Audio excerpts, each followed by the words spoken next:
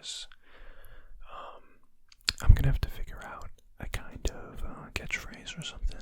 I feel like that's pretty standard or normal, right, for most channels. So we'll see. I'll have to decide on something, but we'll see what I decide. We'll see if people like it. So in this video, I was thinking that it would just be kind of like some simple visual triggers, whether it's have some brushes, maybe do some brushing, some face touching, whatever is normal, like typical visual kind of stuff. I'll improvise, we'll see. And then I was gonna voice over some bedtime stories, if you will. The goal here is to help you sleep a little bit, right? So I think I have some fables, some Aesops, fables that I'll read and voice over, and hopefully you will enjoy. You don't have to pay attention to the stories if you don't want, just the sheer sound of the voice and the turning pages maybe will hopefully induce some tingles. So, or you can listen for the morals as well. It's one of the great things about Aesop's Fables. So, yeah, sit back, relax. I'll try to keep this intro kind of short. So, yeah, sit back, relax, enjoy, and please let me know of any improvements or constructive criticisms you think might be appropriate in the comments. Anything with the audio or the visuals or anything you feel like. So let me know. Let's get into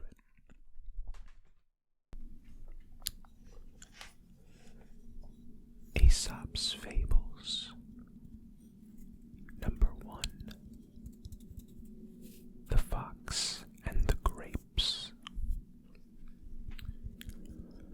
A hungry fox saw some fine bunches of grapes hanging from a vine that was trained along a high trellis, and did his best to reach them by jumping as high as he could into the air.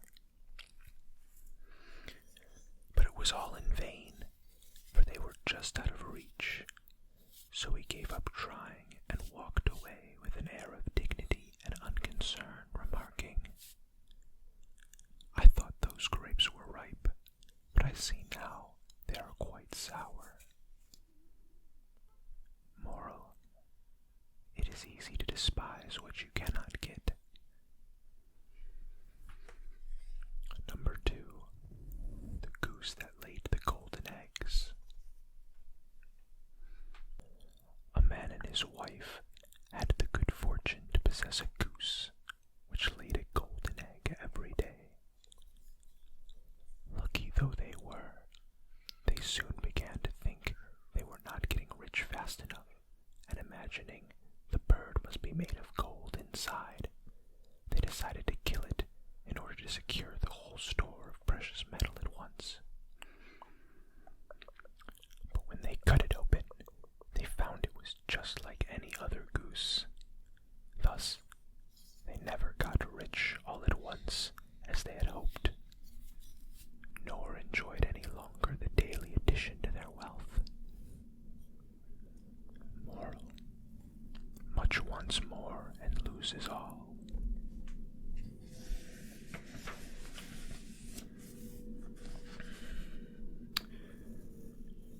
Number 3. The Cat and the Mice. There was once a house that was overrun with mice. A cat heard of this and said to herself, "That's the place for me." And off she went and took up her quarters in the house and caught the mice one by one and ate them. At last the mice could stand it no longer, and they determined to take to their holes and stay there. "That's awkward," said the cat to herself.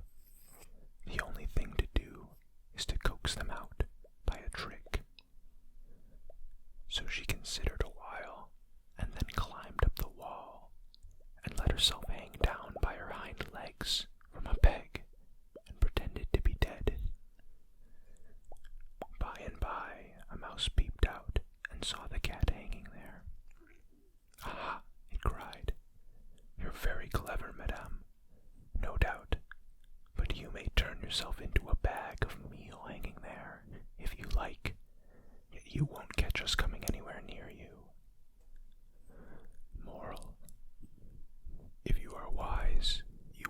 deceived by the innocent airs of those whom you have once found to be dangerous.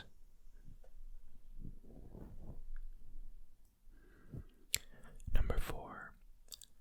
The mischievous dog. There was once a dog who used to snap at people and bite them without any provocation, and who was a great nuisance to everyone who came to his master's house. So his master fastened a belt around his neck to warn people of his presence. The dog was very proud of the bell and strutted about tinkling it with immense satisfaction. But an old dog came up to him and said, "The fewer airs you give yourself, the better, my friend. You don't think, do you, that your bell was given you as a reward of merit? On the contrary, it is a badge of disgrace."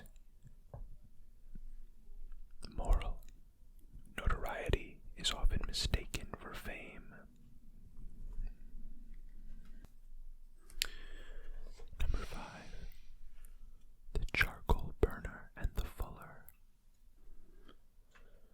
There was once a charcoal burner who lived and worked by himself.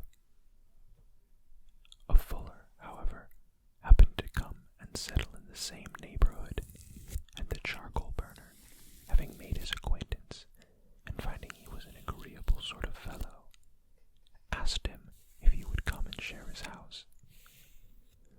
"We shall get to know one another better that way," he said, "and beside, our household expenses will be diminished." The fuller thanked him, but replied, "I couldn't think of it, sir.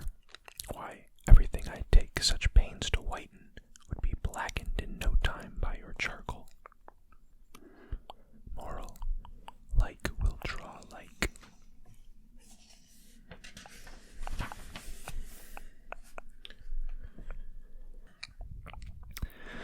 Number 6. The mice in council. Once upon a time, all the mice met together in council and discussed the best means of securing themselves against the attacks of the cat. After several suggestions had been debated, a mouse of some standing and experience got up and said, "I think I have hit upon a plan which will ensure our safety in the future, provided you all approve and carry it out. It is that we should fasten a bell around the neck of our enemy, the cat, which will by its tinkling warn us of her approach." This proposal was warmly applauded, and it had been already decided to adopt it when an old mouse got upon his feet and said, "I agree with you all that the plan before us is an admirable one, but may I ask who is going to bell the cat?" There's no moral listed.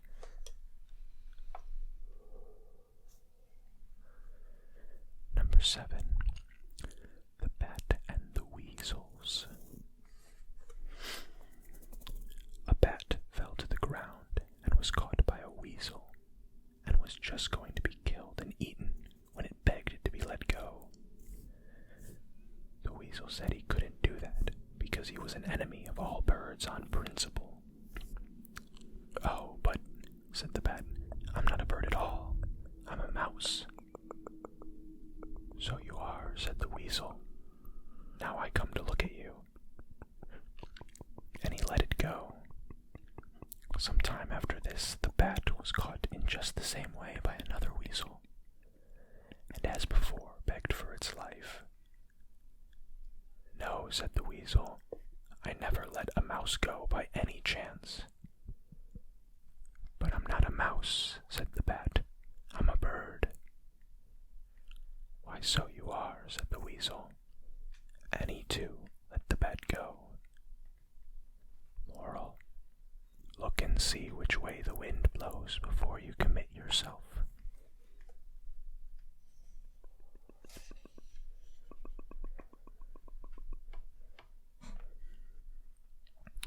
Number 8. The dog and the sow.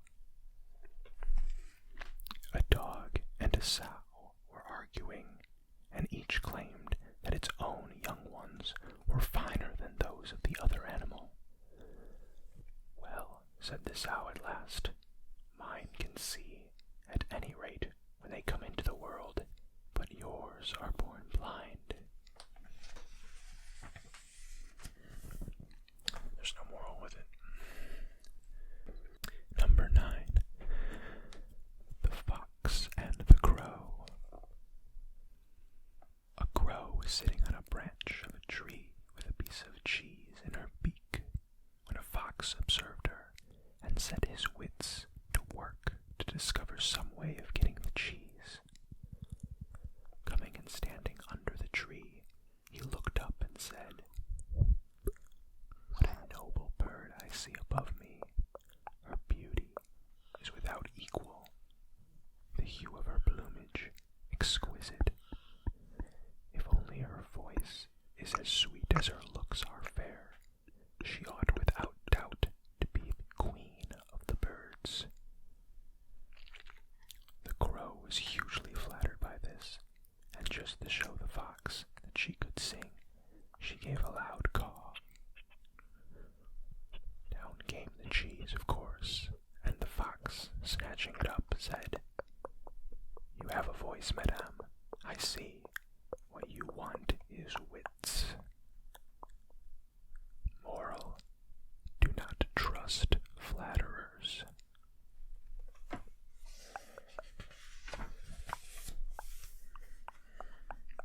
Number 10. The Horse and the Groom. There was once a groom who used to spend long hours clipping and combing the horse of which he had charge, but who daily stole a portion of his allowance of oats and sold it for his own profit. The horse gradually got into worse and worse condition, and at last cried to the groom, "If you really want me to look sleek and well, you must comb me less and feed me more." Moral: a man may smile